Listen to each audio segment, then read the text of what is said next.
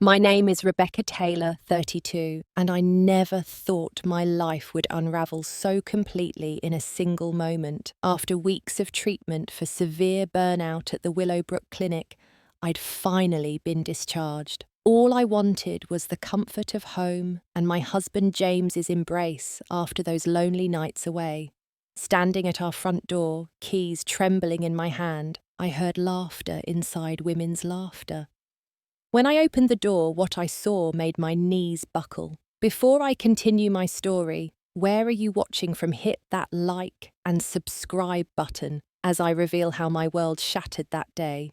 7 years ago, I met James Wilson during our junior year at Westlake University. I was studying marketing while he pursued business finance. We literally bumped into each other at the campus coffee shop, and he insisted on buying me another latte after making me spill mine. That simple gesture turned into a 5-hour conversation, and by the end of the week, we were inseparable. Our romance moved quickly. James was charming, ambitious, and seemed to understand me in ways no one else ever had. 2 years after graduation, surrounded by our closest friends and family, we exchanged vows in a beautiful garden ceremony. I was 25, deeply in love, and certain I had found my forever person. The early years of our marriage were everything I had dreamed of. We both landed great jobs right out of college. I joined Meridian Marketing as an account manager and worked my way up to senior executive by 30. James secured a position at Grandview Financial and quickly became their rising star. We saved diligently for 2 years to put a down payment on our dream home in Oakwood Estates, an upscale neighborhood with tree-lined streets and a strong sense of community. Our social life revolved around dinner parties with colleagues and weekend brunches with friends. Everyone seemed to admire our relationship, the way we complemented each other, how we could finish each other's sentences, our shared goals and dreams. Lindsay and Mark, our closest friends, often joked that we were their relationship goals. James and I had everything mapped out. After establishing our careers and settling into our home, the next step was starting a family. We had even converted one of our spare bedrooms into a home office that could easily transition into a nursery when the time came. We talked about having 2 children, possibly 3. James wanted a son to teach baseball to, while I dreamed of a daughter with his blue eyes. These conversations filled our quiet evenings as we planned our perfect future together. But beneath this glossy exterior, subtle cracks had started forming in our relationship. Looking back now, I see the warning signs that I chose to ignore. It began about a year before my breakdown. James started working later at the office, citing important projects and client meetings. At first, it was once or twice a week. Then it became the norm rather than the exception. When he did come home, he was constantly checking his phone, smiling at text messages, but quickly putting the phone face down if I walked into the room. His password on his phone changed. When I asked why he claimed the company had implemented new security protocols, I accepted this explanation without question, choosing to trust him rather than my instincts. Our conversations became superficial. We discussed bills, schedules, and home maintenance, but rarely connected on a deeper level anymore. He would ask about my day, but seemed to be merely going through the motions, his mind clearly elsewhere. The emotional intimacy we once shared had begun to fade, though James maintained a perfect facade when we were around others. Physical intimacy changed too. What was once spontaneous and passionate became infrequent and mechanical. He often claimed exhaustion from work or would stay up late, finishing some reports, coming to bed, only after I had fallen asleep. Despite these changes, I convinced myself everything was fine. I rationalized his behavior as a response to increasing work pressure. After all, he had recently been put in charge of several high-profile client accounts. I told myself this distant phase would pass once things settled down at his office. Meanwhile, my own career was becoming increasingly demanding. Meridian had landed a major international client, and as senior marketing executive, I was put in charge of the account. This meant longer hours, intense strategy sessions, and constant pressure to deliver exceptional results. The workload was relentless. I would arrive at the office by 7 in the morning and rarely leave before 9 at night. Weekends were no longer sacred. I would spend Saturdays catching up on email and Sundays preparing for the week ahead. Proper meals became an afterthought. I survived on coffee energy bars and whatever could be delivered to the office. Sleep became a luxury I couldn't afford. When I did crawl into bed, my mind would race with deadlines, campaign metrics, and client expectations. I started having nightmares about failing, about letting everyone down. I would wake up feeling more exhausted than when I went to sleep. The first serious warning sign came during a quarterly presentation to the client. Halfway through my carefully prepared slides, the room began to spin. My heart raced, my palms sweated, and I couldn't catch my breath. Somehow, I managed to excuse myself, splash cold water on my face in the bathroom, and return to finish the presentation on sheer willpower. No one seemed to notice my momentary absence, or if they did, they didn't mention it. I didn't tell James about this episode. He had been distant lately, and I didn't want to burden him with my weakness. Instead, I pushed myself harder, determined to prove I could handle everything on my plate. I started taking work home, spreading files across our dining table until the early hours of the morning while James slept upstairs. When I did mention feeling overwhelmed, James would offer surface-level sympathy. "You should take a day off," he'd suggest, or maybe ask for some help on the project. But these comments came without any real understanding of what I was experiencing, and he never followed up to see if I had acted on his advice. There were no offers to take something off my plate at home, no genuine concern about the toll my schedule was taking on my health. In retrospect, I wonder if he was already planning his exit from our marriage, if he had already emotionally checked out while I was drowning in work, and oblivious to how far apart we had grown. The final breaking point came on a Tuesday morning exactly 3 months ago. I was scheduled to present our new campaign strategy to the client's entire executive board. I had been preparing for weeks, perfecting every slide, rehearsing every word. This presentation could secure a multi-million-dollar contract renewal and potentially lead to my promotion to vice president. I hadn't slept in 48 hours. My body was running purely on caffeine and adrenaline. As I stood in front of the room full of executives, the PowerPoint clicker trembling in my hand, the symptoms hit me all at once. First came the tunnel vision, the edges of my sight darkening, then the room tilted sideways. I heard someone ask if I was all right, but their voice sounded distant, underwater. The next thing I remember is waking up in an ambulance, an oxygen mask on my face, a paramedic monitoring my vitals.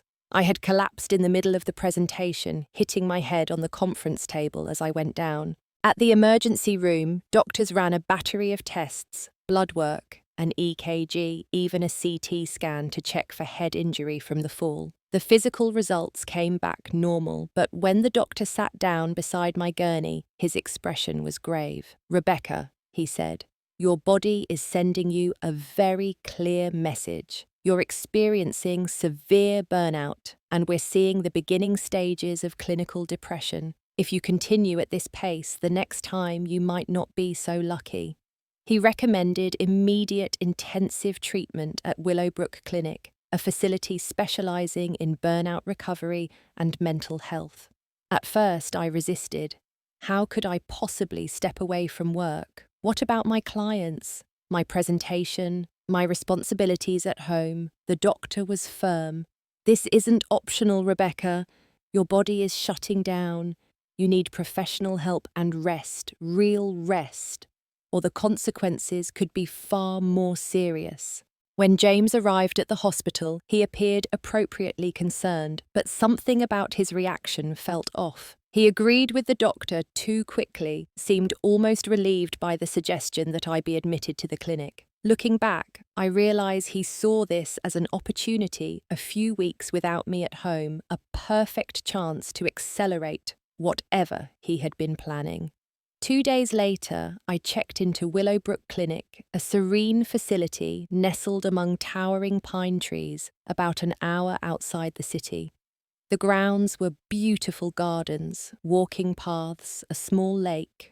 But all I could think about was everything I was leaving behind. The first week at Willowbrook was difficult. I fought the structured daily routine, the enforced rest periods, the ban on work emails. I attended therapy sessions, but held back, convinced that my problems were temporary, just a matter of needing more sleep and better time management. Dr. Sophia Martinez, my assigned therapist, saw right through my resistance. During our third session, she leaned forward and said, "Rebecca, burnout isn't just about working too much. It's about why you feel compelled to work until you literally collapse. What are you trying to prove and to whom?"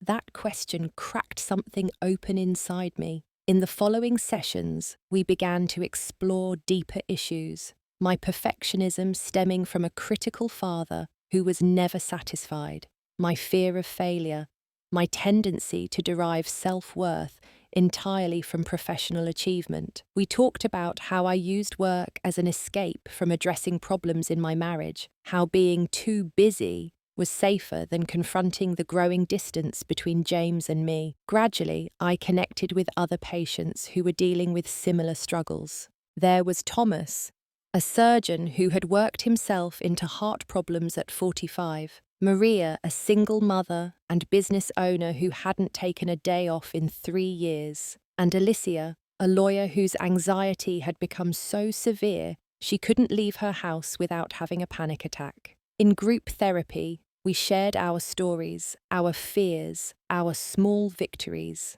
I found myself looking forward to these sessions, to the understanding nods and genuine empathy that flowed between us. For the first time in years, I felt truly seen. Physical wellness was another component of the treatment program. I learned basic meditation techniques, started gentle yoga classes, and took daily walks around the grounds. My sleep improved, and I began to recognize the signals my body had been sending me for months, signals I had stubbornly ignored. As I began to heal and gain perspective, Dr. Martinez suggested we examine my relationship with James more closely. "You've mentioned several times that he's been distant," she noted during our 4th week. "Tell me more about how things have changed between you over the past year." When I began to list the changes, the late nights, the protectiveness over his phone, the lack of emotional and physical intimacy, laying them out in a clinical setting rather than making excuses for them, a knot formed in my stomach. The pattern was unmistakable when viewed objectively. "Have you considered the possibility that James might be having an affair?" Dr. Martinez asked gently. I had considered it, of course, in quiet moments of doubt, quickly pushed away, but hearing someone else voice the suspicion made it real in a way it hadn't been before. "I don't want to believe that," I whispered. "We have history, 7 years together. He wouldn't throw that away." Doctor Martinez didn't push, but she did encourage me to pay attention to my instincts upon returning home, to stop dismissing my concerns as paranoia or insecurity. Throughout my 6-week stay at Willowbrook, James's visits were infrequent and brief. He claimed work commitments, traffic meetings that couldn't be rescheduled. When he did visit, he seemed uncomfortable checking his watch, asking more about when I'd be discharged than about how I was healing. Our phone calls followed a similar pattern. He would ask superficial questions about my treatment, deflect my inquiries about what was happening at home, and always find a reason to cut the conversation short. "Sorry, honey, I've got a client calling on the other line," or "I'm heading into a meeting now, can we talk tomorrow?" My roommate at the clinic, Teresa, noticed his behaviour during one of his rare visits. "Does your husband always seem like he's about to jump out of his skin?" she asked afterward. He couldn't wait to leave. "And I noticed he didn't kiss you goodbye," I defended him automatically. "James isn't comfortable in medical settings, and he's under a lot of pressure at work right now." Teresa gave me a long look. Just be careful, Rebecca. My ex-husband started acting like that when he was seeing someone else. I tried to dismiss her concern, but the seed of doubt had been planted. It grew larger with each cancelled visit, each rushed phone call, each vague explanation. Still, I wasn't ready to confront the possibility head-on. Part of me feared that asking the question would make the answer real. As my discharge date approached Dr. Martinez, and I developed a comprehensive aftercare plan, reduced work hours, continued outpatient therapy, stress management techniques, boundaries around work, communications, after hours. I felt stronger, clearer about my priorities, ready to rebuild both my career and my marriage on healthier terms. The night before my scheduled discharge, I made a decision. Instead of waiting for James to pick me up the following afternoon as planned, I would take a taxi home in the morning. I wanted to surprise him to see his genuine reaction when I arrived home unexpectedly. Maybe I also wanted to test my growing suspicions. Either way, I was ready to face whatever truth awaited me.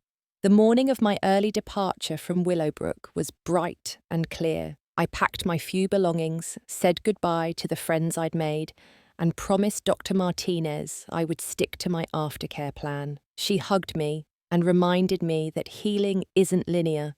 There would be good days and difficult ones ahead. Remember what we've discussed about your worth not being tied to your productivity, she said, and don't hesitate to call if you need support during this transition. I nodded, grateful for her guidance, but eager to start this new chapter. I felt physically stronger than I had in months. The constant headaches and fatigue had subsided, replaced by a calm energy I'd almost forgotten was possible. The taxi arrived promptly at 9. As we pulled away from the clinic, a mixture of emotions washed over me: hope for the future, anxiety about returning to the real world with its demands and temptations, and a stubborn excitement about seeing James's face when I walked through the door unexpectedly. During the hour-long ride, I watched the landscape change from the rural tranquility of Willowbrook to the increasingly dense suburbs, and finally to our familiar neighbourhood.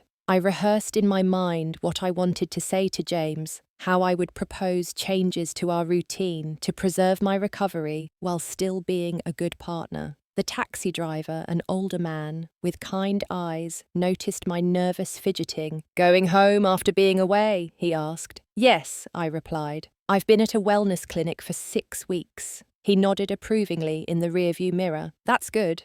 Taking care of yourself. Not enough people do that." His simple affirmation bolstered my confidence. I was doing the right thing, prioritizing my health. Now I just needed to bring James into this new way of living.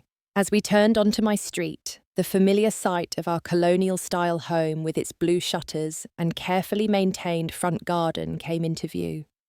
I had expected to feel relief, the comfort of returning to my space. Instead, an unexpected tension crept up my spine. Something was different. A car I didn't recognize, a sleek red Audi, was parked in our driveway next to James's silver BMW. It was just past 10 on a Wednesday morning. James should have been at work hours ago. I paid the driver, thanking him for the pleasant conversation, and wheeled my suitcase up the walkway. The tension in my body increased with each step. I told myself there could be a reasonable explanation.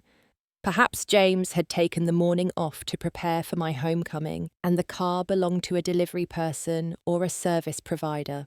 As I approached the front door, I heard sounds from inside, music, playing the clink of glasses, and most distinctly, laughter.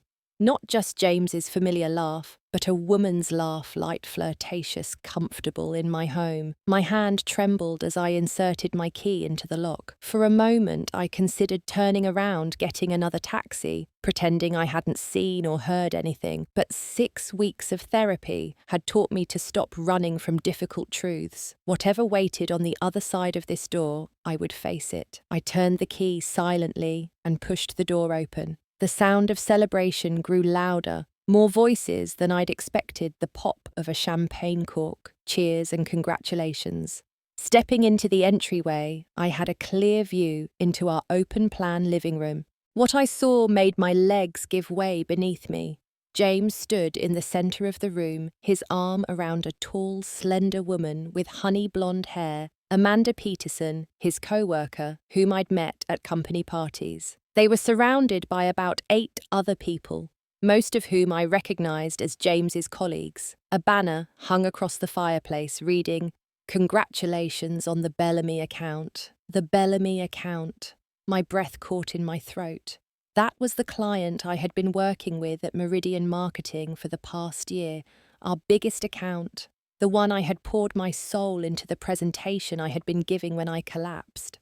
Time seemed to stop as everyone in the room gradually noticed my presence. Conversation died. The music continued playing, a jarringly cheerful backdrop to the tableau of shocked faces.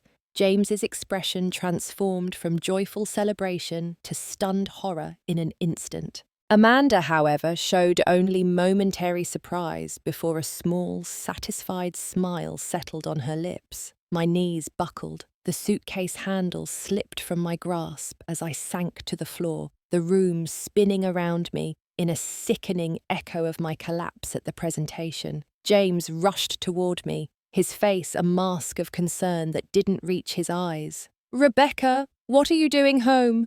We weren't expecting you until tomorrow." His voice sounded strange, distant, as though coming through water. "Surprise?" I whispered, my voice barely audible, then louder with a bitter edge I couldn't control. "Surprise, James, I'm home, but it seems I'm the one getting the surprise party."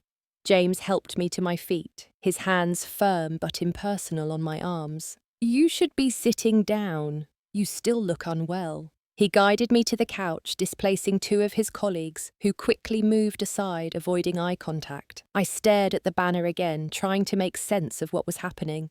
"The Bellamy account," I said. "Why are you celebrating my client?" An uncomfortable silence fell over the room. James cleared his throat, preparing what I was sure would be a carefully crafted lie, but someone else spoke first. "Your client." It was Michael Dawson, James's direct supervisor at Grandview Financial. His tone was confused. "The Bellamy Group has been working with James and Amanda for the past 3 months. They just signed the exclusive financial management contract this morning." I looked from Michael to James, comprehension dawning with sickening clarity. 3 months, but I've been managing their marketing campaign for over a year. They're contracted with Meridian. Amanda stepped forward, her expression falsely sympathetic. "Not anymore, Rebecca. Bellamy decided to consolidate their services. They're moving all their business to Grandview, including marketing. It makes more sense financially for them." The implications hit me like a physical blow. While I had been fighting for my mental health at Willowbrook, James and Amanda had been systematically poaching my biggest client, a client whose account had been largely responsible for my burnout in the first place. How? I managed to ask, looking directly at James. How did they even know to approach Bellamy? James at least had the decency to look uncomfortable. "Rebecca, this isn't the time or place." "When exactly would be a good time, James?" My voice was stronger now, fueled by a growing anger that cut through the shock. "When were you planning to tell me that you stole my client after I was fired for losing the account? Or were you going to wait until the divorce papers were served?" A collective gasp rippled through the room. Clearly not everyone present knew the full extent of what had been happening. James's face flushed red while Amanda's smile only widened.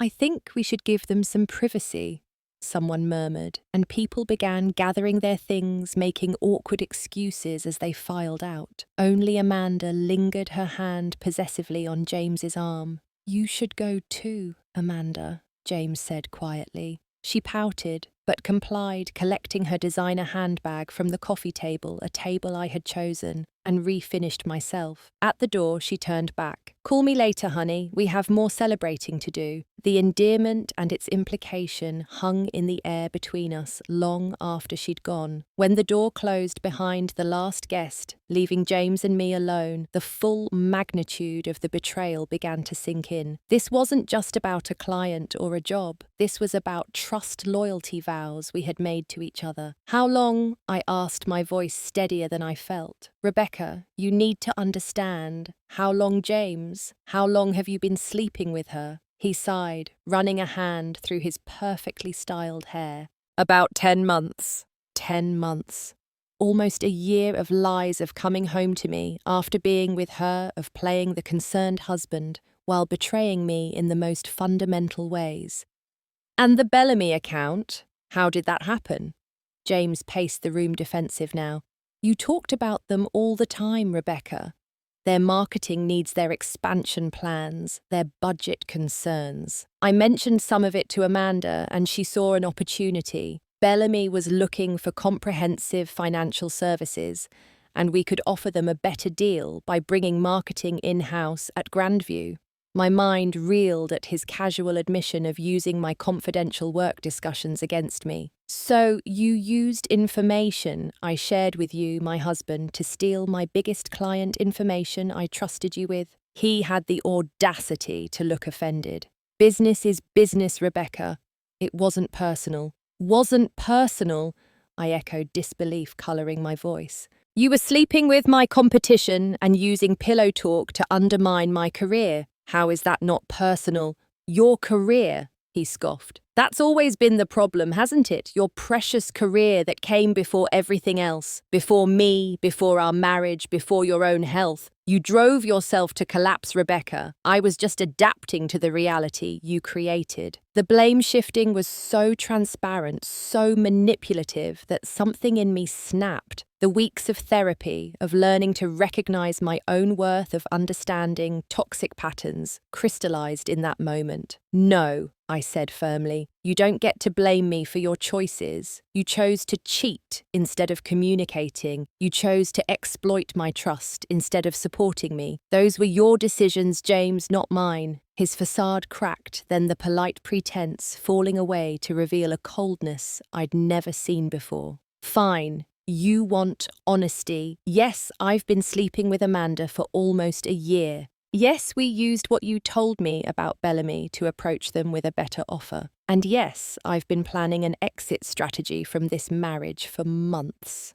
The brutal confirmation of my worst fears should have devastated me. Instead, a strange calm settled over me. The truth, however painful, was preferable to the web of lies I had been living in. "I want you to leave," I said quietly. James laughed, an ugly sound devoid of humour. "Leave?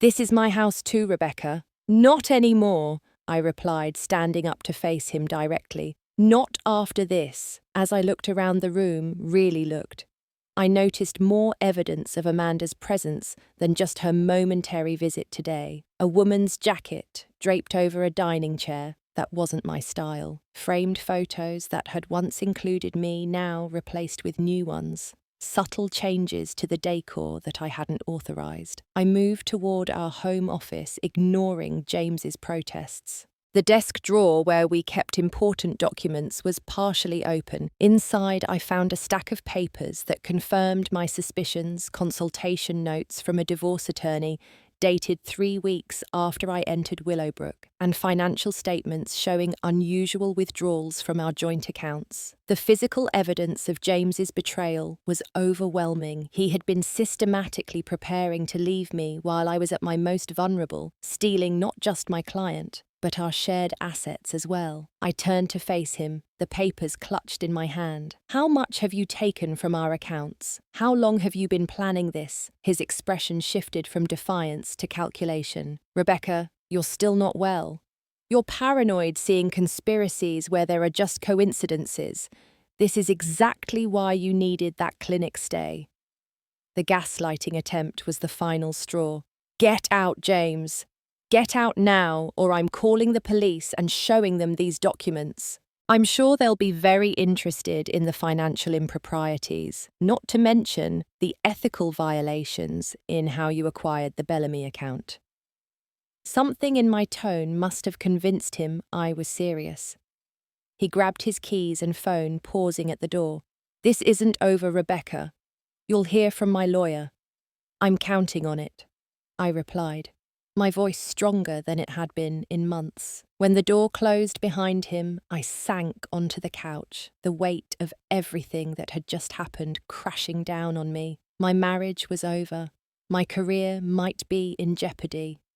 The life I had built so carefully was shattered. I needed to get out of this house, this space that no longer felt like mine, that had been invaded and altered during my absence. With shaking hands, I packed an overnight bag with essentials and called a taxi to take me to the nearest hotel. As I waited on the front steps, I called Dr. Martinez at Willowbrook. Her calm, familiar voice was an anchor in the storm of emotions threatening to drown me. "Rebecca, slow down and breathe," she said, after I poured out the whole sordid story in a rush of words.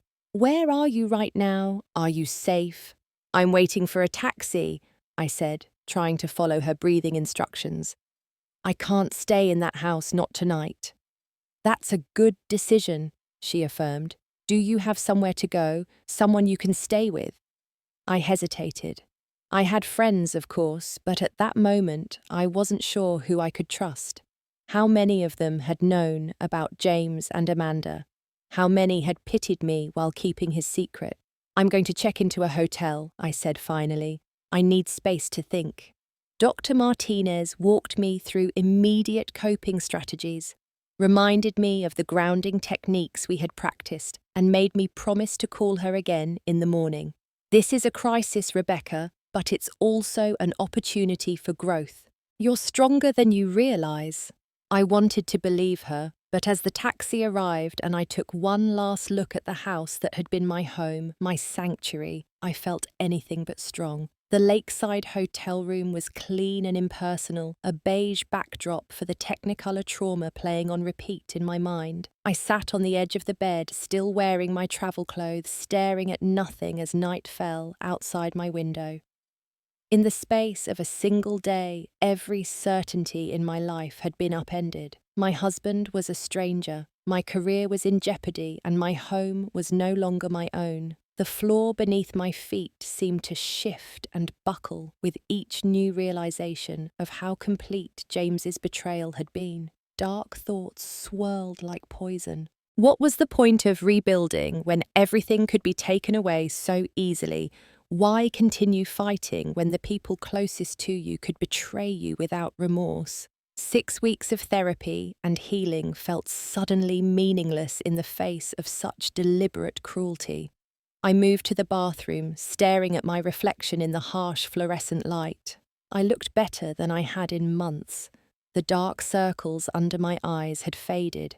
I'd regained some of the weight I'd lost during my workaholic phase, but my eyes held a hollowness that frightened me.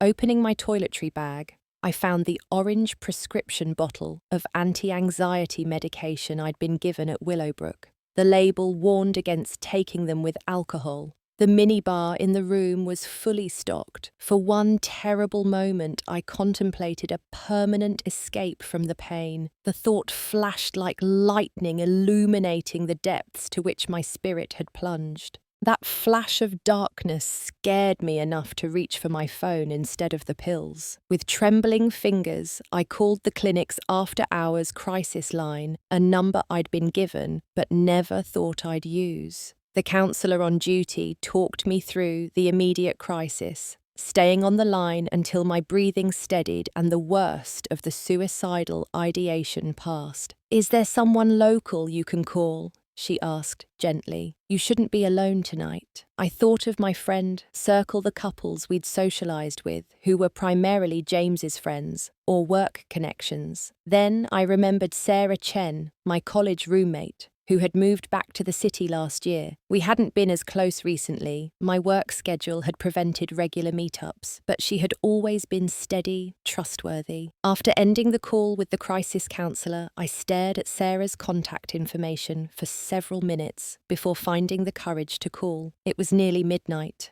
She answered on the third ring, her voice alert despite the hour. "Rebecca, is everything okay?" The simple question broke the dam.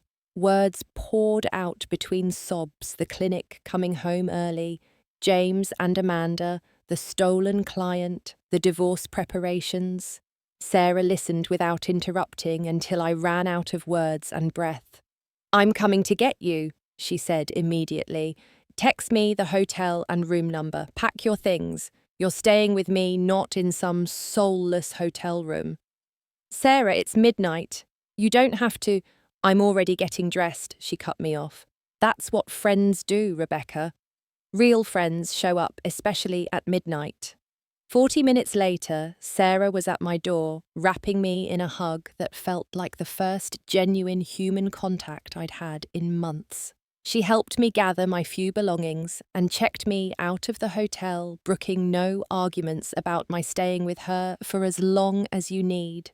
In her cozy apartment over cups of chamomile tea, we talked until dawn. Unlike the raw emotional outpouring on the phone, this conversation was slower, more reflective. Sarah asked insightful questions, validating my feelings without feeding my despair. When I confessed how close I'd come to harming myself, she didn't overreact or panic. She simply reached across the table and squeezed my hand. "I'm glad you called for help, and I'm glad you called me. We're going to get through this together." For the first time since opening my front door to that devastating scene, I felt something other than shock and pain. It wasn't quite hope that would come later, but it was its precursor, the realization that I wasn't alone. As the first light of dawn filtered through Sarah's kitchen window, something shifted inside me. The emotional maelstrom began to settle, leaving behind a strange clarity. I had survived the worst day of my life. Whatever came next, I could face it. "You know what?" Sarah said, noticing the change in my expression. "You just had your first genuine smile in hours." "Did I?" She nodded. "It looked good on you. A little fierce, actually." "Fierce," I repeated, testing the word. It didn't quite fit yet, but I could see how it might someday. "I'm going to need fierce for what comes next." Sarah raised her mug in a toast. "To fierce Rebecca, James and Amanda have no idea what's coming." For the first time in over 24 hours, I laughed, a small, rusty sound, but authentic. It felt like the first step on a very long road back to myself. The next morning, after a few hours of restless sleep on Sarah's pull-out couch, I woke with a sense of purpose that surprised me. The paralyzing shock had receded, replaced by a cold determination. "I need a plan," I announced over the breakfast Sarah had prepared. "I can't just react to whatever James does next. I need to take control of the situation." Sarah nodded approvingly. "That's the Rebecca I remember from college, the one who color-coded her study schedule and always had a backup plan for her backup plan." That simple reminder of who I had been organized, proactive, resourceful before burnout, and James's manipulation had worn me down, strengthened my resolve. First, I called Dr. Martinez to update her on my situation and get a referral for a local therapist who could provide ongoing support. Then, with Sarah's encouragement, I made a list of immediate priorities: legal protection, financial security, professional damage control, and personal safety. "I have a cousin who's a divorce attorney," Sarah offered. "Patricia Thompson. She specializes in high-conflict cases and financial misconduct. Let me call her." Patricia agreed to see me that same afternoon, rearranging her schedule after hearing the broad strokes of my situation. Her office was on the 23rd floor of a downtown high-rise with floor-to-ceiling windows offering a panoramic view of the city. Patricia herself was a study in controlled power. Her handshake firm, her gaze direct, her questions precise. I felt an immediate confidence in her ability to handle my case. "Based on what you've told me," she said after our 90-minute consultation, "we have several strong angles. The unauthorized withdrawals from joint accounts constitute financial misconduct. The use of confidential information you shared with your husband to poach your client may violate ethical business standards and possibly laws regarding confidentiality, and the fact that he was preparing for divorce while you were in treatment for a medical condition won't play well with a judge." She outlined a strategy that was both defensive and offensive, protecting my remaining assets while pursuing what was rightfully mine. "The first step is filing for legal separation immediately with clear documentation of the financial impropriety. We'll freeze the remaining joint accounts and document everything that's already been taken." I left her office with a concrete action plan and my first appointment with a new therapist, scheduled for the following day. The dual approach, legal protection and emotional support, gave me a framework to navigate the chaos. My next stop was a meeting with a financial advisor recommended by Patricia. The news wasn't all bad. James had taken significant sums, but he hadn't been able to access my retirement accounts or the inheritance from my grandmother, which I had kept in a separate account. With careful management, I would be financially stable during the divorce proceedings. The professional aspect was more complicated. I needed to understand my position at Meridian Marketing and address the Bellamy account situation before James's version of events became the accepted narrative. I called Donna Maxwell, my direct supervisor, and requested an urgent meeting. "I'm dealing with a personal crisis," I explained, "but it has professional implications I need to discuss with you as soon as possible." She agreed to meet me for coffee the next morning at a quiet cafe near the office. Donna had always been fair and straightforward qualities I desperately needed in an ally right now. With the most urgent matters set in motion, I returned to Sarah's apartment and finally allowed myself to process the emotional impact of everything that had happened. Sarah sat with me through waves of grief, rage, and fear, offering tissues and validation without trying to fix or minimize my feelings. "You're doing the hardest part now," she said, as I finally exhausted myself with tears, feeling it all, not running from it. "That's how you'll get through this." The next day brought an unexpected breakthrough. My meeting with Donna turned out to be pivotal in ways I couldn't have anticipated. I arrived at the cafe early, rehearsing how to explain the situation without sounding like I was making excuses or bringing personal drama into the workplace. Donna arrived precisely on time, her expression concerned but reserved. After brief pleasantries, I took a deep breath and laid out the facts as clearly as I could. My early return from treatment, discovering James and Amanda, celebrating the acquisition of the Bellamy account, and learning that they had used information I had shared with James in confidence to approach my client. Donna listened without interrupting her expression, growing increasingly troubled. When I finished, she was silent for several moments. "First," she finally said, "I want to acknowledge your professionalism in bringing this to me directly. Many people would have either avoided the conversation or approached it with accusations and demands." Then she shared information that changed everything. The Bellamy situation had already raised red flags for us. They suddenly reduced their services with us 3 weeks ago, citing a more comprehensive package from Grandview. The timing and specifics seemed suspicious, especially since some of the proposals from Grandview matched our proprietary strategies, almost word for word. My heart raced. "Word for word," Donna nodded. "Our legal team was already investigating possible corporate espionage or an information leak. What you've just told me connects several dots."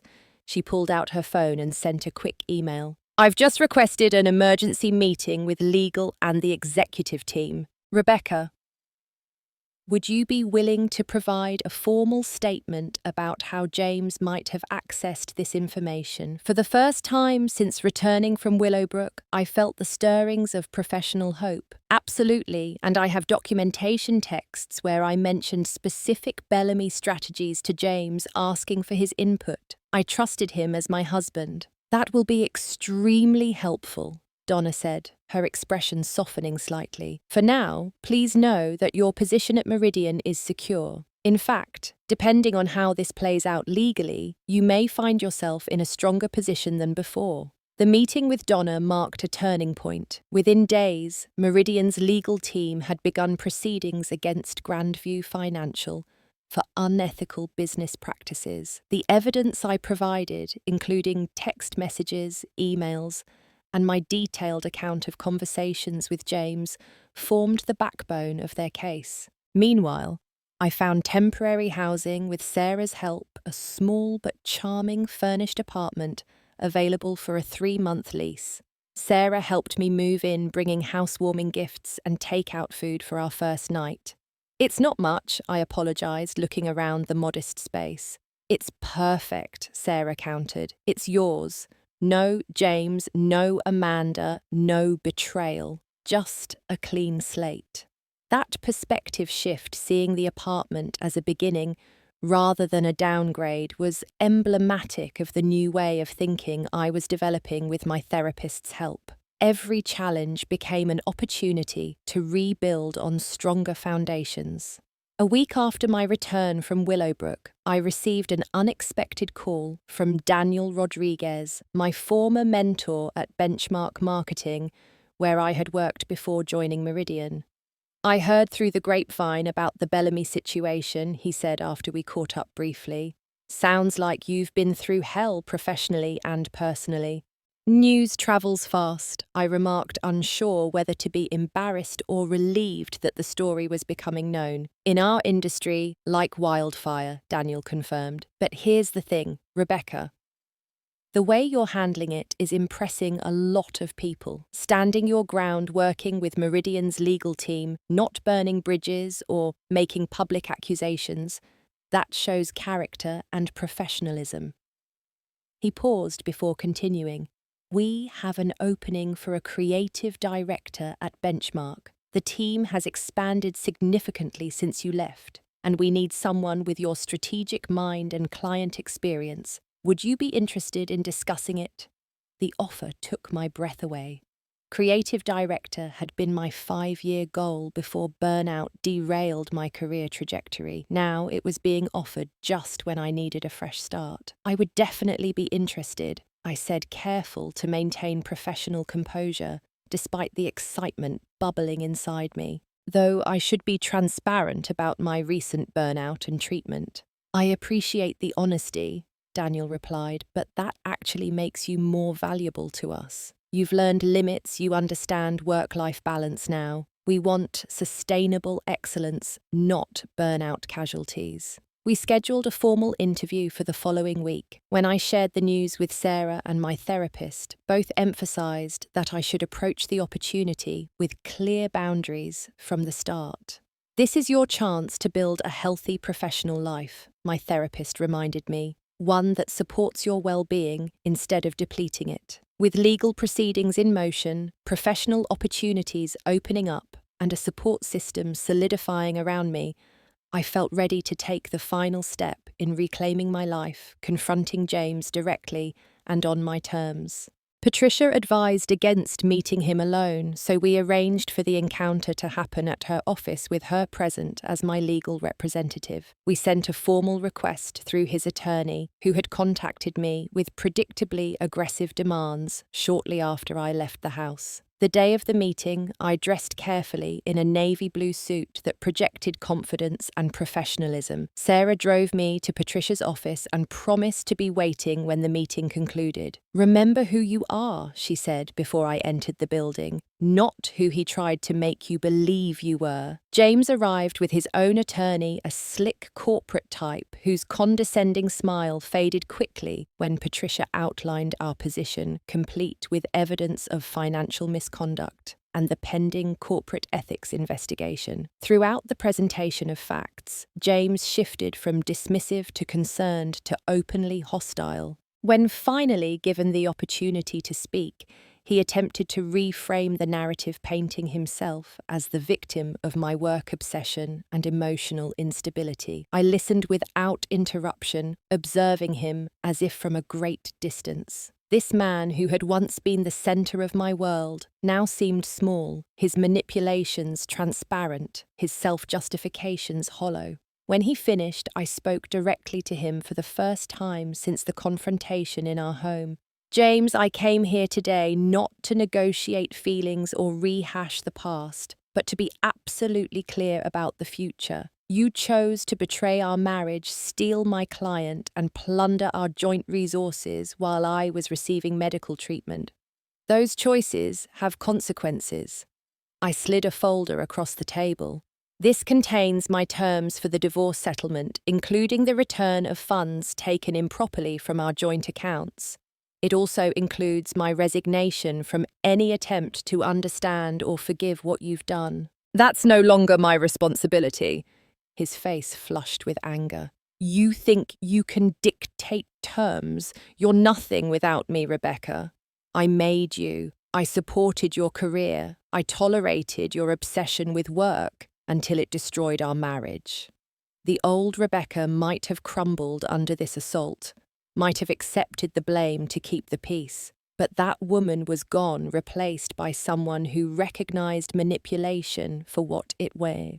No, James, I said calmly. You didn't make me. If anything, you systematically attempted to unmake me, but that project has failed. I stood, signaling the end of the meeting. Review the terms with your attorney. My offer stands for 10 days. After that, we proceed to full litigation, including all evidence of ethical violations in the Bellamy account acquisition. As I walked out, James called after me. This isn't over, Rebecca. I turned at the door. You're right about that. For me, it's just beginning.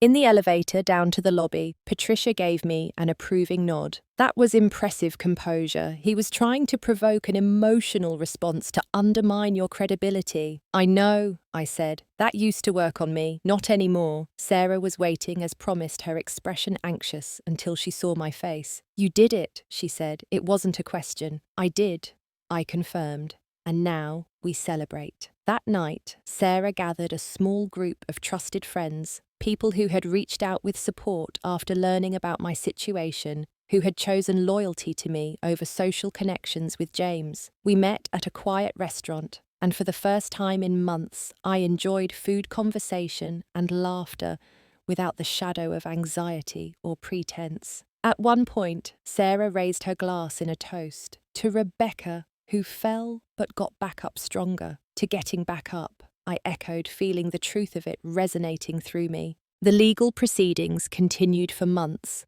but that meeting marked the moment I reclaimed my narrative. Whatever happened with the divorce, with my career, with the life I was rebuilding, the decision to stand firm in my truth had already been the victory I needed most. 1 year after that fateful day, when I opened my front door to betrayal, I stood in my new apartment, preparing to host a small gathering of friends. The space, like my life, had been transformed from a temporary refuge to a true home that reflected who I had become. The divorce had been finalised 4 months earlier, after James finally accepted a settlement that required him to return the majority of funds he had improperly withdrawn from our joint accounts. The house had been sold with the proceeds divided according to our prenuptial agreement. Professionally, I had flourished in my role as creative director at Benchmark Marketing. Daniel had been true to his word about valuing sustainable excellence. The company culture encouraged balance with reasonable hours and respect for personal boundaries. My team was collaborative and innovative, responding well to my leadership style that prioritized both results and well-being. The corporate ethics investigation had dealt significant blows to both James and Amanda. While they avoided criminal charges, the findings led to professional censure and damaged reputations. I heard through industry contacts that the Bellamy Group had terminated their contract with Grandview Financial after learning the full story of how it had been acquired. Poetic justice, though, I took no pleasure in anyone's downfall. I was too busy building my own success. The healing journey hadn't been linear. There were still nights when grief ambushed me, when anger flared unexpectedly, when the trauma of betrayal revisited in dreams. But these episodes grew less frequent and less intense with time and continued therapy. I had maintained my connection with Willowbrook Clinic, first as an outpatient and later as a volunteer, sharing my experience with others struggling with burnout and life transitions. Giving back in this way had become an essential part of my healing process. Dr. Martinez, who had guided me through those critical early days of recovery, became a mentor and eventually a friend. During my most recent visit to the clinic, she had remarked on the transformation she observed. When you first came here, Rebecca, you were defining yourself by external measures, career success, your marriage, social standing. Now I see someone who knows her intrinsic value, independent of those things. Tonight's gathering was a celebration of that transformation, 1 year of rebuilding, of choosing myself, of creating a life aligned with my true values. Sarah, now my closest friend and steadfast supporter, arrived early to help with preparations. As we arranged food and flowers, she asked, "Have you thought about what you want to say to everyone?" I had been contemplating this for days, how to express the journey from devastation to renewal, how to acknowledge the pain without being defined by it. "I think I'll keep it simple," I replied. "Thank them for being part of my healing. Share what I've learned. Focus on the future rather than the past." "Perfect," Sarah approved, "though they already know how far you've come. We've all witnessed it." When my guests arrived, a carefully curated group of true friends, new colleagues, and fellow Willowbrook alumni, the apartment filled with warmth and genuine connection. These were people who knew my story, who had supported different parts of my journey, who celebrated my growth without expecting perfection. After dinner, I tapped my glass for attention and took a moment to look around at these faces that had become my chosen family. "A year ago today," I began, "I thought my life was ending. I had lost my marriage, my home, nearly my career, and briefly, my will to continue. I couldn't imagine standing here now, hosting dinner in a home I love, surrounded by people I trust, completely engaged in work that fulfills without depleting me." I paused, gathering my thoughts. The greatest lesson I've learned is that losing what I thought I wanted actually led me to what I truly needed. I needed authenticity over performance. I needed relationships based on mutual respect rather than convenience or appearance. I needed to value myself enough to expect better treatment from others. Raising my glass, I concluded,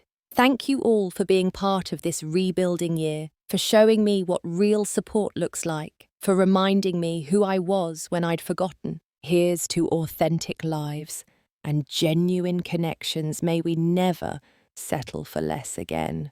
The toast was met with warm applause and a few tears. As conversation resumed around me, I stepped onto my small balcony for a moment of reflection beneath the night sky. The woman I had been a year ago, frantically working to prove her worth, ignoring red flags to preserve a toxic marriage, disconnected from her own needs and feelings, seemed like a stranger now. The pain of James's betrayal had been excruciating, but it had also been the catalyst for profound change. Would I choose to go through it again, knowing the growth that would result? Perhaps not. But I could honestly say I was grateful for where the journey had led me to this moment of genuine peace, to a life built on my terms, to a deeper understanding of my own resilience and worth. A soft voice interrupted my thoughts. "Room for one more out here." It was Teresa, my former roommate from Willowbrook, now a dear friend. Always. I smiled, making space at the railing. We stood in companionable silence for a moment before she spoke again. You know what I thought when I first met you at the clinic? I thought, this woman has no idea how strong she is. You were right, I acknowledged. I had no concept of my own strength until it was tested beyond anything I could imagine. And now, I considered the question looking out at the city lights. Now I know that strength isn't about never falling. It's about how you rise afterward. It's about building a life you don't need to escape from. Teresa nodded approvingly. That's wisdom earned the hard way. The only way it ever is, I replied. As we rejoined the gathering inside, I carried that wisdom with me, the understanding that sometimes life's greatest devastations clear the path for authentic rebuilding, that betrayal can ultimately lead to deeper self-knowledge and truer connections, that the end of one story can be the beginning of a far better one. The life I had now wasn't what I had planned or expected. It was something much more valuable. It was genuinely mine. If you've ever experienced betrayal or had to start over when you least expected it, I'd love to hear your story in the comments. How did you find the strength to rebuild? What lessons did you learn along the way? Please hit the like button. If my journey resonated with you, subscribe to join me for more stories of resilience and renewal, and share this video with someone who might need to hear that devastation isn't the end of their story. Thank you for being part of my healing journey, and remember, your worth isn't determined by those who couldn't see it. Take care, and I'll see you in my next video.